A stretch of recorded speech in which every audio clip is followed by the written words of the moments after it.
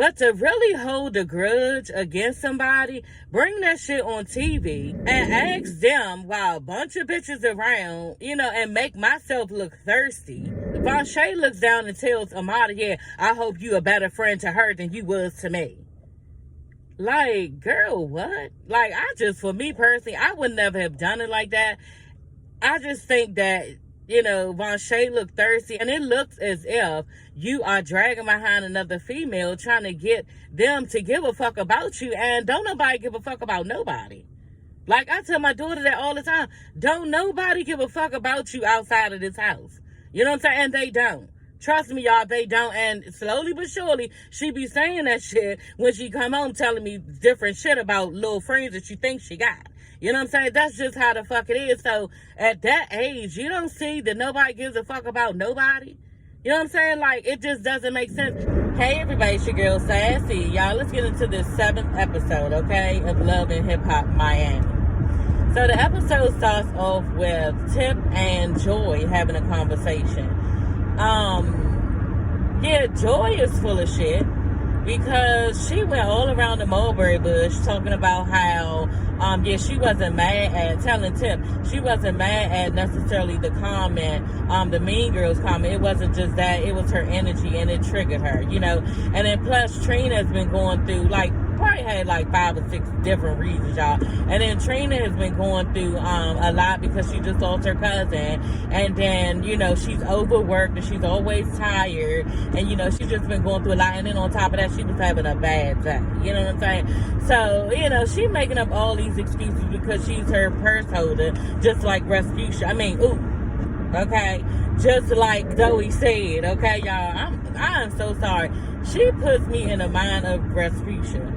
She just does, and I don't usually talk about people and their weight, but when she was standing at that stove, y'all, and cooking and stuff for her man, everything just looked so small compared to her, and it was just like, wow, this girl is really big. Like, she has got a lot of weight on her, and I think, this is just me, I think that Trina is not trying to work with her because she does not care for her look. This is what I think, because they don't have no story of why they are so standoffish with this girl. And I just think that they are being mean girls. And I think that they don't feel how she looks. Like, they're not feeling her look.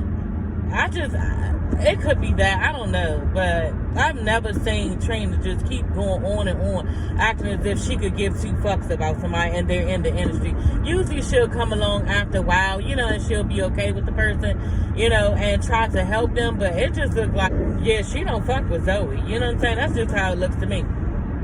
But anyway, Joy is saying all that to say basically the problem is that, Trina needs to be protected. She needs to be protected because she's got a lot on her plate. And just like Zoe is saying, she's the person. She's Trina's ass.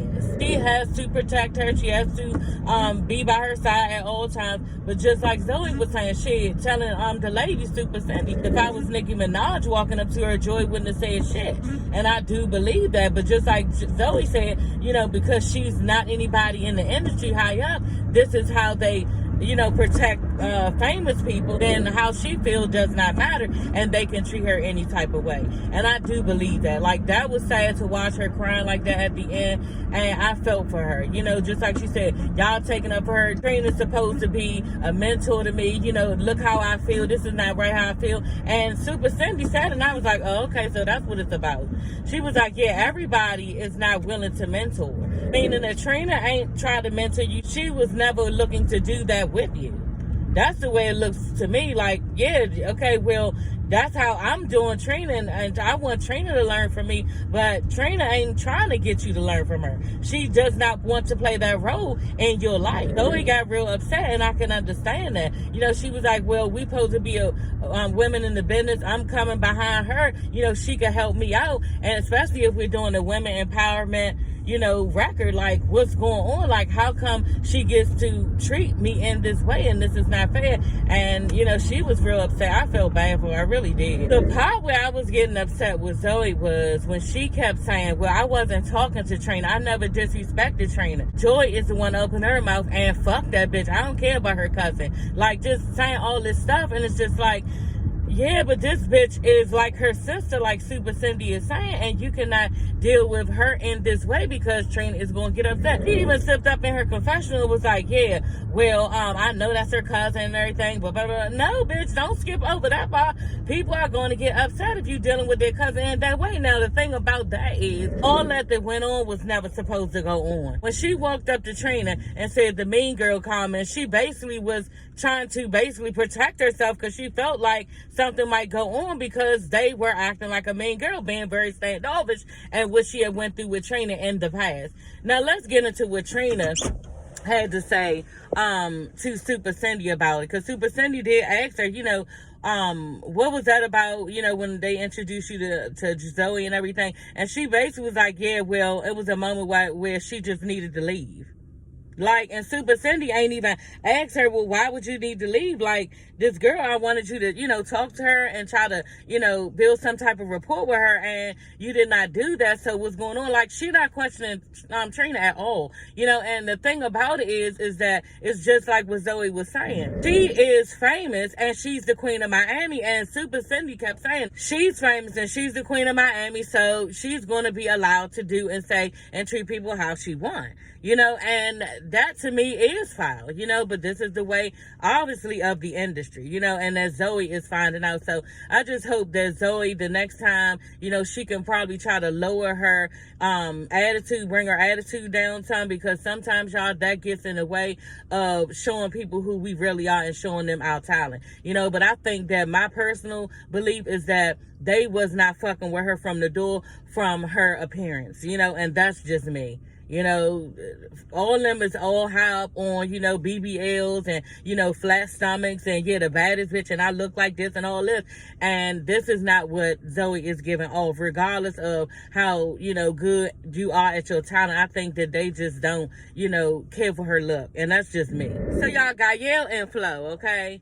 I don't know how this dynamic works out as sisters. Like, I just don't understand it. It's crazy to me how Flo can still be sisters after she fucked your husband. You know what I'm saying? And just like she said, she telling Gaelle, you were in all of the mix with him fucking Debbie when Marlon was eating Debbie's pussy under the table. Gaelle knew about that. You know what I'm saying? Gaelle knew about that and did not even tell her sister. Then turn around and you was fucking her husband on top of that. You know what I'm saying? So Gaelle is telling Flo basically that she wants to let everything go. She just, want to leave everything in the past, bitch. And how? Like, I guess how Flo doing it, because you got this bitch over your house talking to a girl. My sister, she wouldn't even want to be in my face after you fucked my husband, and knowing that your friend let my husband eat her pussy. Like, I just don't see how they do that, and it's a crazy dynamic. But coming off of how their mother is and not wanting Flo to leave Marlon because she took a bunch of shit in her marriage, yeah, this would be able to go on. You know what I'm saying? Because Marlon can do no wrong in everybody's eyes, and I think Flo too. Anytime you keep asking your kids how are they doing because their father left, like you give a damn, I wouldn't give two fucks about how my kids felt. Because the thing about that is, the kids don't need to watch all of that catastrophe and think that that's right in a marriage. You know what I'm saying? So I really wouldn't give a fuck about the father not being there. Do y'all see all this shit that he is doing to me and the repercussions of all of this? The kids do what we do. You know what I'm saying? So you got 3 boys. It look like, I think, 3 boys. And your sons are going to be acting in this way to their girlfriends. And hopefully they don't get married and have wives acting in this way that Marlon treats you. So why are you concerned? I just don't understand that part. Like, that's stupid. But anyway, going back to Gaelle and Flo.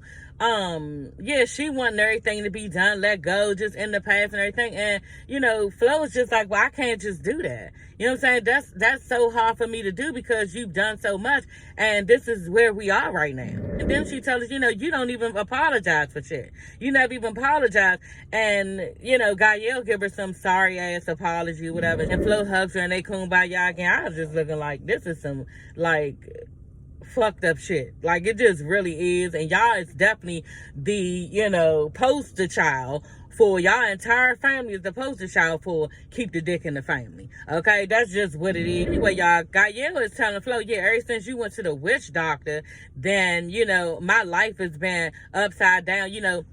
my businesses have been suffered. My son, got locked up, and it's all these other things that happened because basically a witch doctor put voodoo on her. Girl, first of all, your son was already about to be locked up because he was in some trouble. I ain't talking about nobody, y'all. And y'all already know my son going back to jail in December. You know what I'm saying? December 21st. So I'm not talking about nobody child, so don't try to go there. But my thing is this. She already knew that her son was getting locked up back, last season, because she was crying about it. And I was damn near crying too, because my son is in the exact same situation, bitch. So stop, okay? Then second of all, that fucking food restaurant, little curry out that you got, nobody was ever in there when they were filming you. So you can miss me with that shit. You know what I'm saying? Ain't nobody put no spells in you, and ain't no spells in me had, because that shit don't even fucking exist. Okay? It's just like Flo said, karma. You ever heard of that? It's karma. Everything that you think that you're going through is because of what you've done to me. Okay? And in my marriage, okay? You sabotage my shit, and you're my older sister.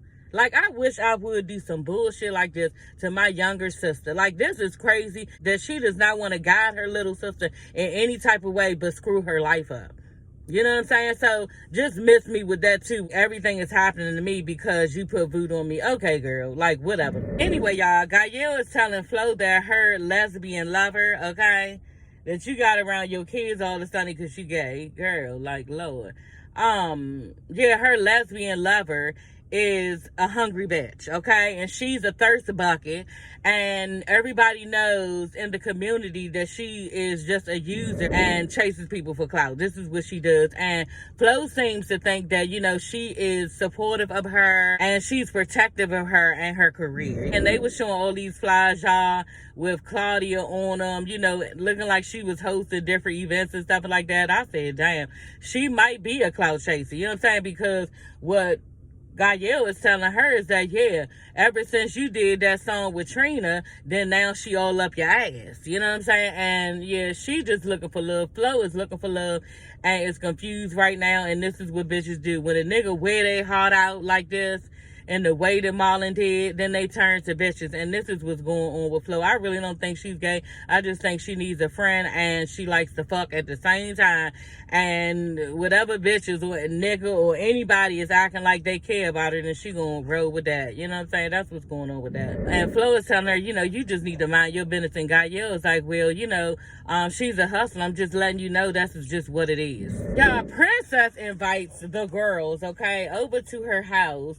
And, she just wants to sit back, have a ladies' day, and they want to play poker. So I was like, okay, well, how is this about to go? Because there's too many bitches all together. You know what I'm saying? I knew something was going to go on. And Vonshae and Amara end up getting into it. And I just think that Vonshae was just real disrespectful in how she was being off the break. Vonshae is in her confessional saying how, she thought that Amara was a good friend, but she's not, because all of the GoFundMe stuff that she went through, her and Gunplay went through, Amara didn't even check on her and see if she was okay, and they were supposed to be real close. And the first thing I was thinking was, from Love and Hip Hop in Atlanta to Miami, you know what I'm saying? Why do these bitches get mad at another bitch for not calling them in times of need? I just don't understand that. You know what I'm saying? I mean, I can understand we friends and everything.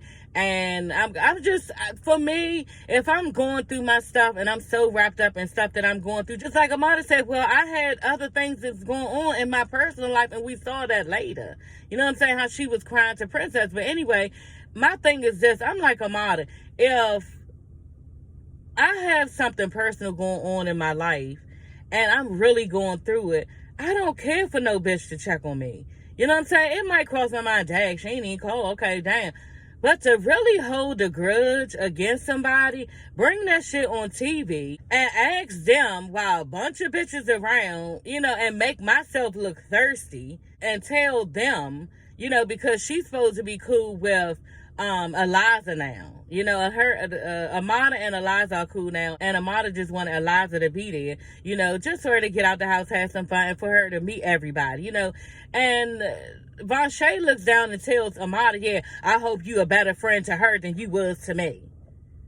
The way that she came at Amara was just too much, Amara telling her, yeah, well, I got other person's stuff to do, and then on top of that, you doing that right here. And she like, yeah, because I don't appreciate Amara. I was there for you. I was there for you. Like, okay, girl, you turning into a fucking Shay, and I'm about to stop not liking you. Y'all remember when Shay was acting all crazy towards Amara because Amara did not like her brother no more? Shay was looking desperate and thirsty, and now this is what Vonshae is looking like to me. And she needs to cool it, y'all. She gets all up. Oh, Buck, yeah, and I was there for you, Amara, and they arguing and shit. And Vonshae proceeds to pick up a drink and throw it at Amara. I said, you know what? This shit is getting crazy, and she looks stupid. Somebody, yeah, let me get out here. I need to call my therapist anyway. And they start escorting her out, y'all, but it ain't in there because Amara was pissed. You know, and Amara was like, you know what? God got me out in this goddamn hallway like I'm some bum bitch, and I don't even fucking appreciate it. I said, I know that's right, Amara. Up there acting like they holding Amara in a hallway away from Vonshae, like she's scared of this bitch. I guess they figured Vonshae looked crazy, and they didn't know what Vonshae was going to do. Because this is the tone that she set. The way that she was real aggressive and asking Amara, you know, basically, bitch, why you ain't acting like you my friend no more? You know, so Vonshae looked crazy. She looked stupid. But the part when really tugged at my heartstrings was when Amara was telling Princess how she is sad for her daughters because, you know, Marlon is not there. He act like he don't want no parts of their lives, you know. And Amara's like, she understands how that feels because she didn't have her father. Princess starts crying with her because Princess was like, yeah, I didn't have my father either. Don't worry because your daughters are going to grow up knowing that this nigga was a bum. And they're going to know exactly who had their back and gave them a glorious life. So don't worry about it so much. But Amara, I can understand how she feels because that's fucked up. That is fucked up. For somebody to have babies with you, say they're going to be there because he said he was going to be there. He did, you know, but Amara drugged that out. She shouldn't have even got pregnant by the nigga and then, you know, but we all do stuff. You know what I'm saying? I got pregnant by a deadbeat. It happens, y'all. You know what I'm saying? But she's in her phase with, damn, I know he don't fuck with me, but are you serious? You gonna treat your kids like this? So she not understanding, and they are niggas out here like this. She said he didn't call for Christmas, their birthdays, none of that. You know, so he really doesn't want to be bothered, and it's just fucked up. And the fucked up part about it is, too, y'all, he probably have a father and know how his girls feel and still don't give a fuck. This how fucked up niggas be, y'all. But it was really sad to watch, and my heart went out to Amara. It really did. It was sad. Okay, y'all, so Eliza meets up with her 19-year-old daughter, Shamaya, you know, and I felt bad for Eliza because, you know, her daughter is going through some things right now when it comes to boys, okay? And we've all been through that, you know, and, yeah, she got into the boy, really started liking him, and basically just going for everything that he is about and he's staying for, y'all. It's so sad. She's 19, and yeah, she just became real unruly, you know, under her mother's roof. And Eliza, she couldn't really control her, ended up, I guess, telling her to leave, you know, and her mother's asking her, you know, why do you like this boy so much? And she's just like, well, you know, when you told me to leave, then he was very supportive of me. He just talks to me. He understands me, all this stuff. And my thing was, you was liking him a lot even before you left. So just like your mother said, you was doing a lot of things that wasn't right when it came to him. So that's why she made you leave. You know, you were feeling yourself, girl, okay? And I remember those days, you know, her mind is so wrapped up in the boy that she cannot even see what's in front of her, you know. So she feels real bad, you know, Shamaya feels real bad about it. And Eliza's just telling her, you know, I was 14 when I met your father, and your father was 24. Like, damn. Yeah, that's not supposed to be going on. And he definitely could have got locked up for fucking with a 14-year-old. Anyway, they ended up having Shamaya when she was 19. And her mother, Eliza's just saying, you know, I've been through a lot, and I just want better for you, you know. And the mother's asking, why do you feel like, you know, you got to do certain things and, you know, you're acting in this way? And Shamaya's like, you know, you wasn't there. You know, you wasn't there when I was growing up. I wanted your time. And Eliza's telling her, look, I was young when I had you, and I was going through a lot, you know, but now I'm mature. You know, I'm trying to mother better, and I want to do the best for you, and I want the best for you. And Shamaya just started crying. She's upset, saying that she don't want to relive, the situation. Basically, her boyfriend was selling Cadillac converters, and she was, I guess, dead and racked up a bunch of charges from it. And I felt bad for her, and hopefully she can get that expunged off of her record. Y'all know I'm going through stuff with my son, and teenagers do stuff, they do, and the person that's in front of you and that they're a good person, but for some reason they chose to, make these stupid decisions, and now they're in a situation. So my son feels bad, like Shamaya feels bad. He wasn't crying like this, but I know he feels bad because he told me, Mommy, I don't know what I was thinking. What I'm saying? That it wasn't stealing anything like that. It was running from the police because, other stuff was in the car, all that stuff. So, I can't really speak on it, but he feels bad now because of the situation he's put himself into. You know what I'm saying? So I felt for Shamaya in that way, because I do have a son who's going through some things with the courts. And just like Shamaya said, I'm tired of even having to relive it. And just like my son said too, Mommy, I don't want to talk about it. They don't want to talk about it because it's a for sure indication that they did something wrong, and they have to face it. And nobody wants to face when they was wrong, even us as adults. You know what I'm saying? So I was glad when Eliza was able to be like, what, it was a mistake. You still have a lot of time to fix things. Same for my son. A lot of time to fix things, and I'm not going to give up on you, and I always got your back. So we in this together. You know what I'm saying? That's just how it goes. And I was glad that Eliza, talked to her daughter, gave her daughter a hug, tell her she got her. And this is exactly how I do my son, y'all, because this is my child and he comes from me. You know what I'm saying? And nobody is going to have his back like me. And that's just how it is, and he knows it. You know what I'm saying? So I feel for them, and kudos to her and raising a great child, because Shamaya don't want to be in that situation. This little girl looked clearly hurt that she was in trouble, and now, she had to face what was coming to her next, so kudos to Eliza. I like Eliza. Eliza looked bomb walking in Princess' house. You know what I'm saying? She looked really bomb, y'all. She had a gold outfit on. It was a two-piece, I think just a black bra underneath it, but her stomach was, snatched and everything, and it made me so excited to get my tummy tuck, y'all. Y'all know that's coming up. I'm a little nervous, but not so much. Like, I'm ready to get it over with. You know what I'm saying? Because I'm ready for my stomach to be flat and for me to wear all of the things that I want to and have always dreamed of wearing, so that is all for this video, y'all. I will see you ladies and gents later. Don't forget to like, comment, and subscribe, and yeah, bye.